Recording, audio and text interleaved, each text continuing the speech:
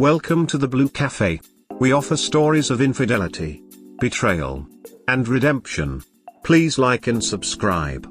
Cheers. Now, on to today's story. I have separated from my partner of nearly 7 years a day after learning of her cheating on me.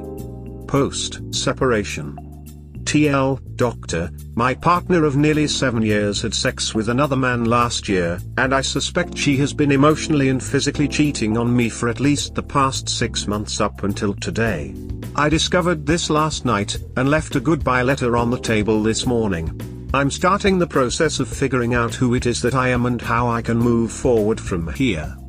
I am writing this as a bit of journaling exercise and maybe for some support from people who have been through the same. Thanks for being so welcoming. We have been together since 2015, and early on I planned for this to be a lifelong relationship. It was rocky along the way, and this is part of the reason I never managed to propose. However, there is still a very maturing fund, which will go somewhere else now I'm sure.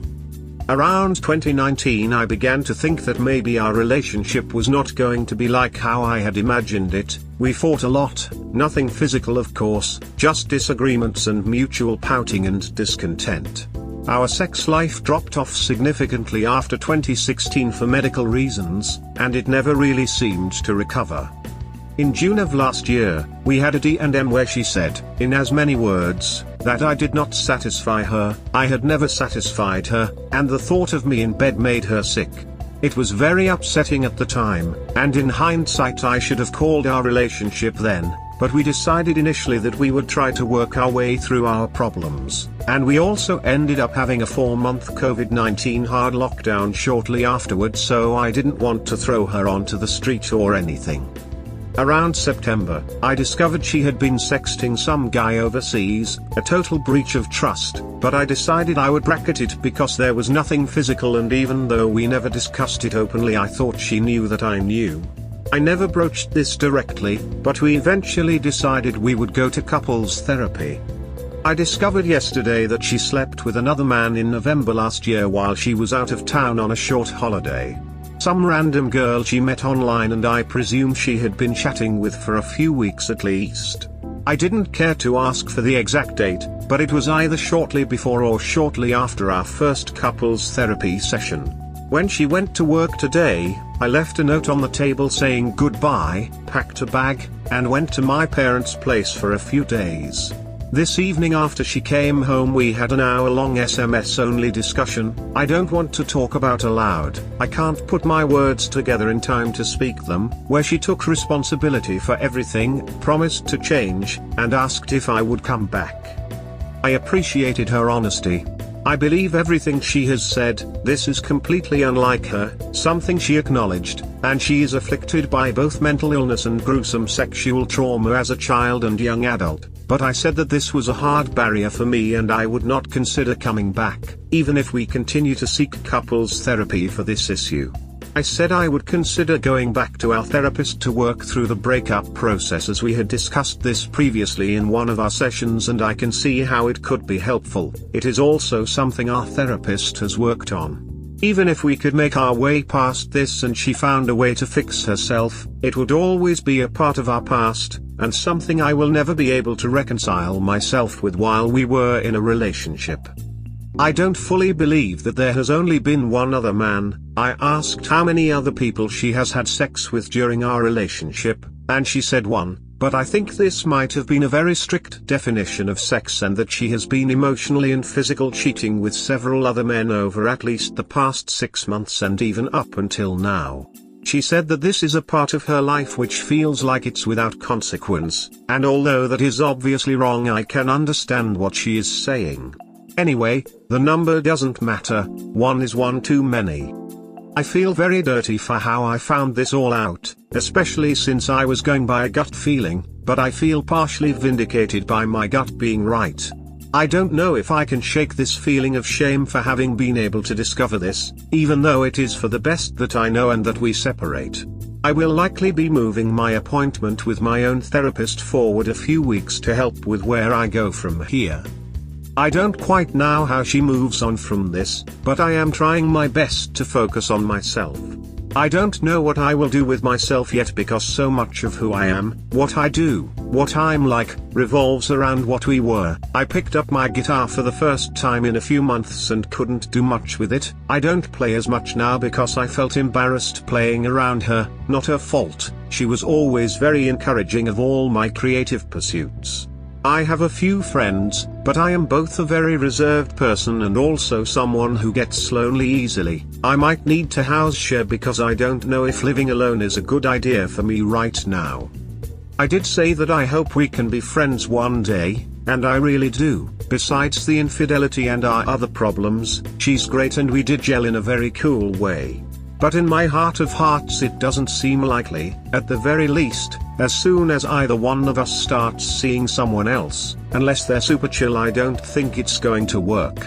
I've decided that I'm not going to be super candid with other people about the circumstances of our breakup. There's no need to be, but it's something that I would mention to a future partner, and I can imagine for them that it would be a bit weird for your partner to be friends with their ex who is also a cheater.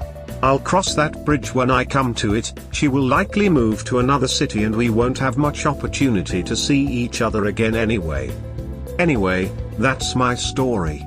There were times this morning when I thought I might try to just let it slide and forget about it, but I'm glad the part of me which stood fast won over, because there was really no future knowing this. It would always eat at me. I don't know what the future holds, and I am truly scared because I have had struggles with alcohol and smoking in the past which my partner really helped me to temper. I stopped smoking as a condition of getting together, which I'm grateful for, maybe with a sneaky cigarette every now and then at the pub, and I don't have that anymore. I have made a short list of things for me to try to do with myself for the next 4 weeks and have committed to not buying any spirits at all for now and only smoking if I've gone out and someone offers. I don't go out often, so this is generally sustainable for me. If there is anything any of you have done to get past the first few weeks and months of your breakup due to infidelity, I would certainly appreciate any advice. If you have made it this far, thanks a lot for reading. Hope you are getting along your journey alright as well. If you are, then feel free to drop into the comments and let me know that it gets better because I need it.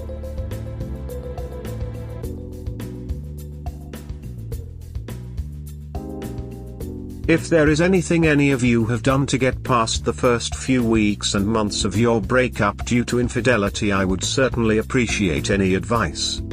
You've got most of it down. No drinking. No drugs, including cannabis. Speak often and frequently to friends.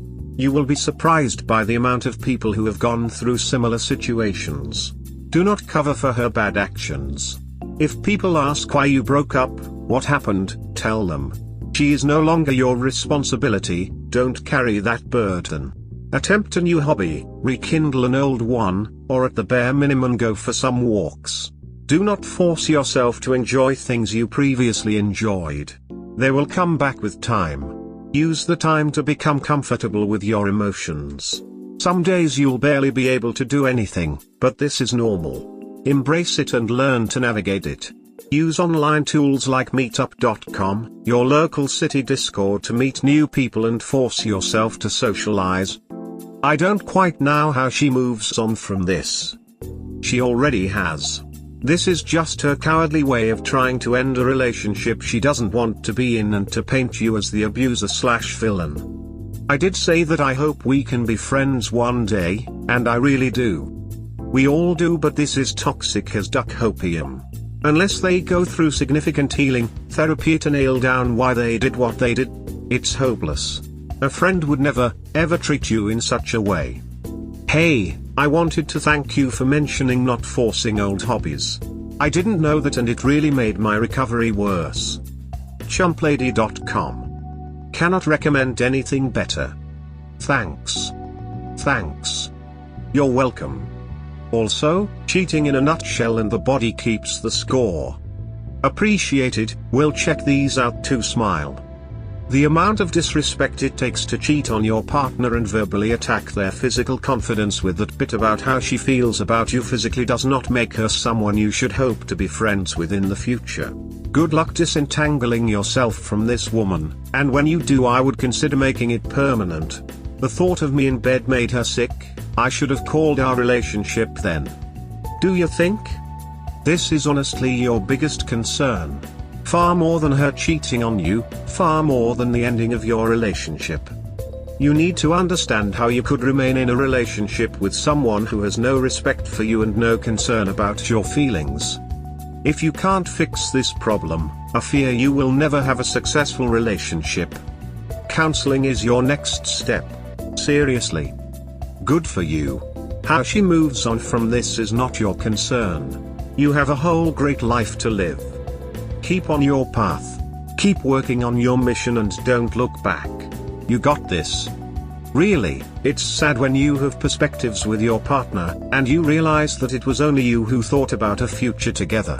In any case, according to your history, it feels that she was never an honest girlfriend with you. I think there are many red flags. After the time together, for example constant arguments, lack of sex, I think your decision is correct. From my point of view, infidelity is the greatest betrayal there is. It drags countless things and actions to get there, even more so when you prepare it, as was the case with your girlfriend. She spent weeks preparing the last one she did where he went directly to duck him. The best thing you can do right now is go get your things, when she's not around, and cut off all kinds of relationships. Really, brother, why keep talking to such a disgusting person, someone without dignity, without values, someone who doesn't deserve a single second of your thoughts? Go away as a gentleman, just say goodbye and be happy with one of the guys who ducked. One of the things that will help you right now, both emotionally and physically, is to start doing a lot of physical activity. Go for a run, sign up for a gym. It will significantly increase your self-esteem and you will begin to see things from another perspective. It is really beneficial for you now. Handling it like a champ keeps your head high, brother. Someone who had serious trauma in their life tends to have serious mental health issues. As you found out, this is very difficult to overcome even if they get help. I think you've chosen the right path and hopefully you will find your peace. Exercise hard. Force yourself to eat healthy. If you can't eat, try ensure or other meals supplement drinks. Drink plenty of water. Make sure you're getting enough sleep.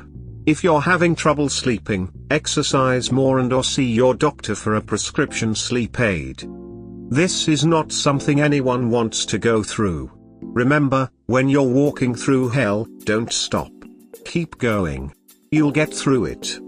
This is as good a time as any to start making healthful choices and forming good habits.